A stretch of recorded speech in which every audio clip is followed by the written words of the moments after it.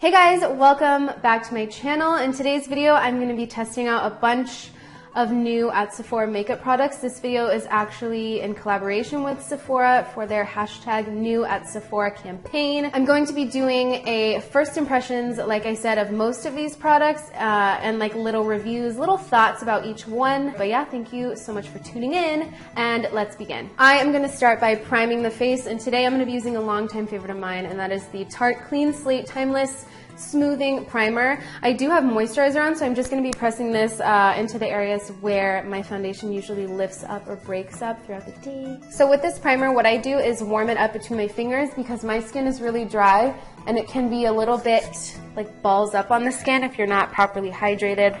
And then once it's warm, I press it and kind of pull it out into the pores. Under the eyes, I'm going to be trying out a product that's very new to me, and that is the Dr. Brandt Needles No More Baggage Under Eye Depuffing Gel. It says you can apply it over or under makeup, and it's supposed to instantly minimize the look of under eye bags, puffiness, and dark circles. I'm going to take a really tiny bit because skincare freaks me out a little, and I'm going to warm it on the back of my hand and just dot it where I have the most baggage, which is pretty much like my entire upper cheek region, if I'm being real with you. It feels like it depuffs it in that regard. It doesn't feel like super tightening or anything weird like that. It feels a little bit witch hazel-y, I guess. It does dry down without feeling sticky.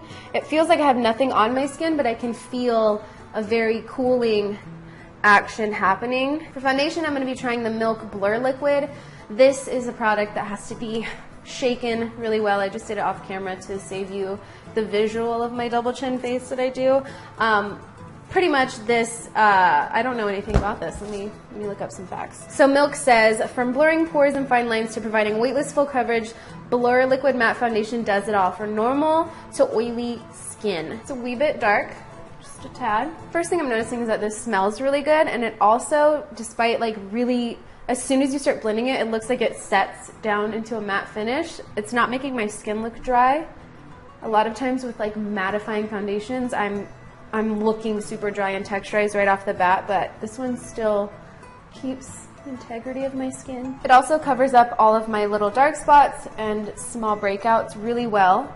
And as you can see, I'm not using that much product, and it's really stretching out across the whole face really nicely. So dried down, it doesn't feel tight or anything at all. It feels like I have nothing on the skin. Very pleasantly surprised. For some reason, I thought this was going to be like mattifying, but very wet feeling because it has a lot of, I think it has coconut oil in it, coconut water or something. Thought it was going to be like an overly hydrating, thick matte, but it's really not. It's very lightweight. I feel like this would be perfect on those of you who are super oily or have issues containing your oil throughout the day. For concealer, I'm going to be trying the new YSL All Hours Concealer. Just going to dot this on under the eyes in a very light layer. This concealer is supposed to be very great coverage as well as super long lasting. Ooh, the first thing I'm noticing is that this blends out so naturally that Dr. Brandt No More Baggage isn't causing it to look disrupted, if you will, or funny. Sometimes skincare can do that if you layer very pointed products under makeup, like a treatment type of skincare. Sometimes it can interfere with the finish of the makeup, but it's really not lifting anything or making it look weird. And I feel like this concealer, despite being kind of thick, really looks nice and natural and very brightening. To set the under eye and key areas of the face, I'm going to be trying out the I Want Candy Banana Pudding Brightening Face Powder by Too Faced. And for the under eye, I am going to be lightly dusting my beauty blender in one corner of this. This is super yellow. How did I not see this coming? You know, it's like it's bright yellow. It's darkening me up just a tad. It doesn't emphasize any texture or fine lines or anything like that. It's very smoothing. It's just, I feel a little too dark for me. I feel like you wouldn't get this result if you didn't apply it with a beauty blender. That's obviously going to make the product a lot more dense and kind of make it a little bit wet, so it's going to affect the pigmentation of it a bit, but I feel like with a brush it would apply really seamlessly under the eyes. On the face, I'm just going to press it in the areas where I usually get, I almost said get a little bit warm, get a little bit oily throughout the day, and right away I'm noticing that it really just gives you an airbrushed finish, which I really like. To set the outer regions of my face, I'm going to be using the Too Faced Peaches Peach Blur Instant Smoothing Finishing Powder. It's an all-over finishing powder that warms the skin and is a little bit pearlescent to smooth out your lines. So I'm just going to dot this around the corners of the mouth here, because sometimes mattifying foundations really settle into my smile lines and it's not so cute. And then out at the outer corner of the eye, when I smile, my foundation settles in those little lines too. It's really subtly luminizing though. It's nothing over the top or like a highlighter at all. And when I swatch it on the hand or the arm or whatever, it does look very peach, pinky peach, but on the skin you really can't see it. It's very invisible, very translucent. All right, moving into the eyes, I went ahead and primed off camera. I am going to be trying out the Natasha Denona Lila palette. So this palette is full of hydrating, water-resistant formulas with ultra-high color payoff that lasts all day, infused with real crushed pearls and extraordinarily rich pure pigments to achieve an artistry finish. Let's do this. So I am going to start off with the shade Per Se, which is like a purpley violet gray, and I'm just going to dash this into the direct crease. I don't want to take it too high because I'm not going for a smoky vibe really, but who knows. Oh, this is so pigmented. Whoops. Okay, so I guess we may be going smoky because I dipped my brush into this a bit hard. So I'm just going to try to blend this out without it looking messy. So this shade blends out very nicely. Basically blends itself out. I put a little less on this side because I wanted to see how well it would stretch when you blend it out, and it really just melts into the skin. It's very, very nice. All over the lid, I'm going to use the shade Helio. It's honestly like a grayed out, slightly violet taupe metallic. I'm going to apply this with a finger first and then kind of pat it out with a brush all over the lid just to diffuse it up into the crease really seamlessly. This is really pretty. It's very creamy, but not like oily creamy like some metallics can be. It feels like it sticks down, but not in a way where it's gonna crease or anything. And it blended out like perfectly with the finger, and it's also appearing to do the same with the brush. Under the eye, I'm gonna go in with the shade Nude Mauve just to play up Per Se, but not match it totally. And I'm just gonna concentrate this on the outer edge and then slowly diffuse it up toward the inner corner. I feel like this shade really brings out the purpley undertones in that metallic shade we used, without distracting from the original gray in the crease. It adds a nice amount of dimension without it looking like misplaced or anything like that. On the inner corner, I'm going to be taking the tiniest bit of the shade Juno, which is a very light lilac color, and just focusing this mainly on the lower lash line of the inner corner. Now that the eyes are complete, I'm going to obviously use some mascara. I'm going to be trying out the Lancome Monsieur Big Mascara. This is supposed to be very lengthening. I'm a huge fan of Lancome mascaras. Like the littlest, do you see how long these are getting? The littlest amount goes the longest way. So like in your everyday looks, like if you just want to wear mascara, you can quickly brush some on and get like such a natural fluttery doe-eyed lash effect. That's how I usually apply them, but they also do build really nicely. Overall, I'm really impressed with this. It really applies very easily.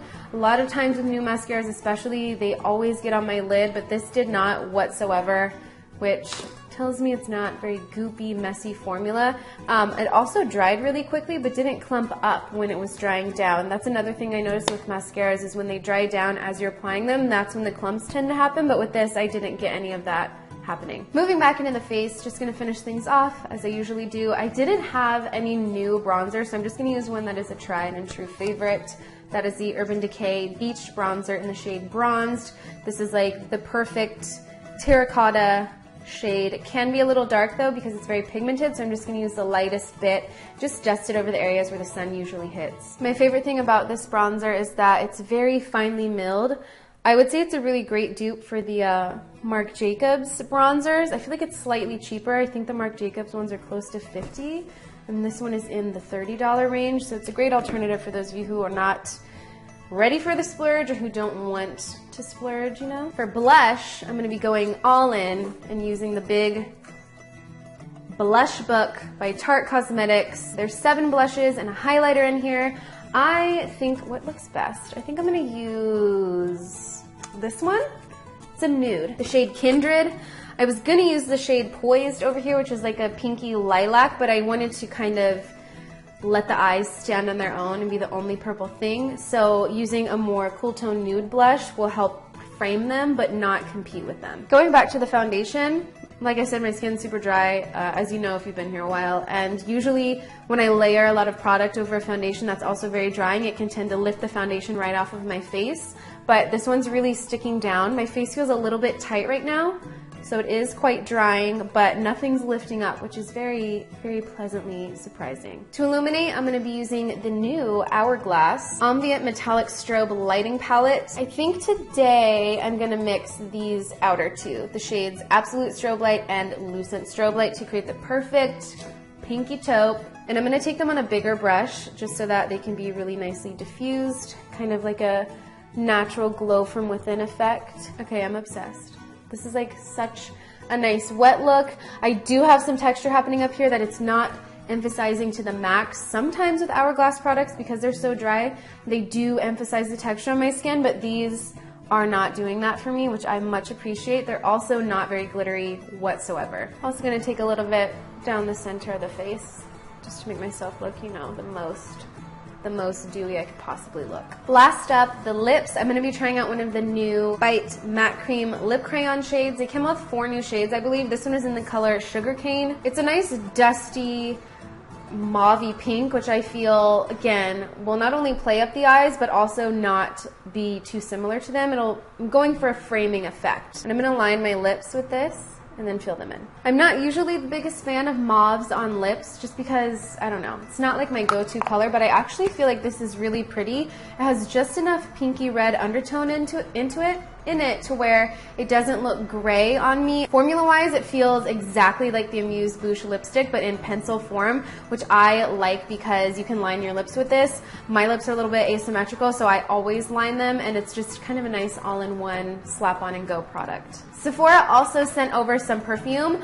I am the type of girl who, once I find my fragrance, I tend to stick to it, but I figured that this would be a good opportunity to try out something new. So I did try these before this video just so that I could give you guys the best descriptor, because I am not so great at describing scents. It's just not my forte. So these two are the Elizabeth and James Nirvana Amethyst and French Grey.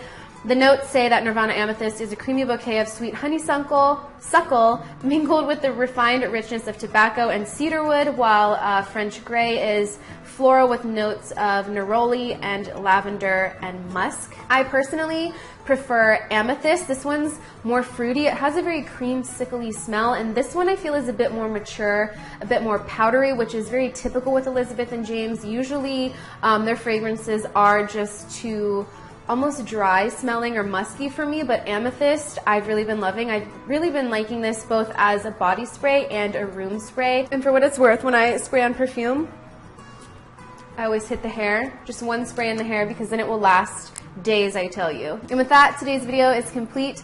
Thank you guys so much for tuning in and for supporting me and my channel. Without you guys and your support, I likely wouldn't be asked by brands like Sephora to feature products for them. Definitely one of the coolest partnerships. Let me know in the comments below what your favorite new at Sephora products are, or what new products you're looking forward to, and subscribe if you have not already, and we will chat again in my next video.